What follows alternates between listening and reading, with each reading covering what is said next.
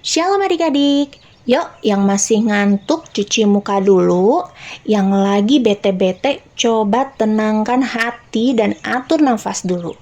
Kita mau renungkan firman Tuhan dengan hati yang siap dan fokus ya. Siapkan Alkitabnya dan mari kita berdoa. Tuhan Yesus yang baik, kami siapkan telinga dan hati kami untuk saat teduh hari ini. Roh Kudus yang menolong kami untuk mengerti dan dapat melakukan firman-Mu dengan setia.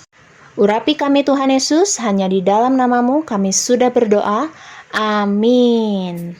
Tema renungan hari ini adalah Jangan Malas. Baca Alkitabnya kembali di Matius 25 ayat 1-13. Nah adik-adik, seperti yang kita tahu dalam perumpamaan ini diceritakan tentang 10 gadis yang menunggu kedatangan pengantin laki-laki. 5 dari mereka bijaksana dan 5 lainnya bodoh. Gadis-gadis bijaksana membawa minyak cadangan untuk pelita mereka, sementara gadis-gadis bodoh hanya membawa pelita tanpa minyak tambahan. Kenapa disebut bodoh? Karena mereka malas membawa minyak cadangan jika pengantin laki-laki terlambat datang. Ini seperti orang-orang yang kelihatannya siap, tapi sebenarnya nggak mempersiapkan diri dengan baik. Saat menunggu, mungkin nggak terlihat ada perbedaan antara gadis-gadis bijaksana dengan yang bodoh. Tetapi ketika pengantin laki-laki tiba, perbedaannya menjadi jelas. Gadis-gadis bijaksana siap dengan pelita yang menyala, sementara gadis-gadis bodoh nggak punya minyak cadangan dan tidak bisa menyambut pengantin laki-laki. Ketika pengantin laki-laki tiba, gadis-gadis bodoh pergi untuk membeli minyak. Saat mereka pergi, pengantin laki-laki datang dan hanya gadis-gadis bijaksana yang siap yang bisa masuk ke perjamuan kawin. Gadis-gadis bodoh yang terlambat tidak bisa masuk dan tertinggal. Adik-adik, perumpamaan ini menggambarkan kedatangan Tuhan Yesus yang kedua kalinya nanti. Gadis-gadis bodoh itu melambangkan orang-orang yang selalu berpikir, bertobat mah nanti aja lah. Masih ada kesempatan untuk bertobat nanti-nanti lagi. Masih ada waktu untuk berubah nanti-nanti lagi aja deh. Mereka malas dan berpikir mereka masih diberi kesempatan oleh Tuhan untuk mempersembahkan diri mereka pada menit-menit terakhir sebelum menyongsong kedatangan Tuhan Yesus. Padahal, tahu nggak kapan Tuhan Yesus datang? Seperti yang kakak bilang kemarin, nggak ada yang bisa tahu.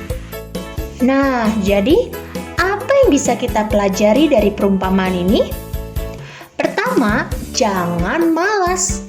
Kita harus selalu siap dan berjaga-jaga karena kita nggak tahu kapan Yesus akan datang kembali. Nggak ada kesempatan kedua untuk bersiap-siap saat Tuhan Yesus sudah datang nanti. Jadi kalau malas-malas dan nggak siap akan bagaimana? Ditinggalkan. Kedua, hidup dengan fokus yang benar. Gadis-gadis bijaksana mewakili orang-orang yang rajin mempersiapkan diri dengan baik dan selalu siap.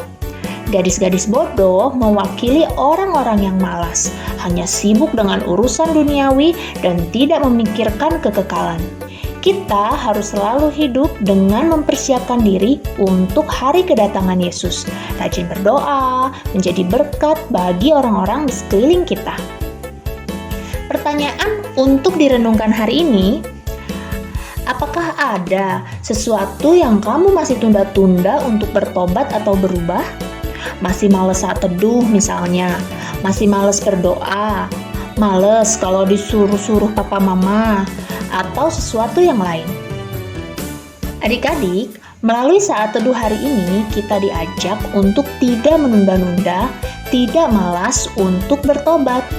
Ayo segera berubah, bertobat supaya nggak ditinggal saat Tuhan Yesus datang kedua kalinya nanti untuk menjemput kita. Ayat hafalan kita hari ini masih diambil dari Matius 24 ayat 42. Karena itu berjaga-jagalah, sebab kamu tidak tahu pada hari mana Tuhanmu datang. Sekian renungan kita hari ini adik-adik. Yuk kita berdoa.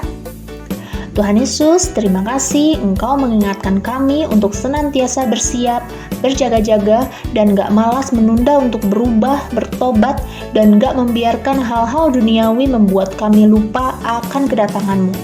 Ajar kami dan tuntun kami ya Roh Kudus, hari demi hari, agar kami senantiasa siap menyambut Tuhan Yesus dengan sukacita. Hanya di dalam nama Yesus kami sudah berdoa. Amin. Bacaan Alkitab hari ini dari 2 Raja-Raja 14 ya adik-adik. Selamat merenungkan firman Tuhan. God bless you.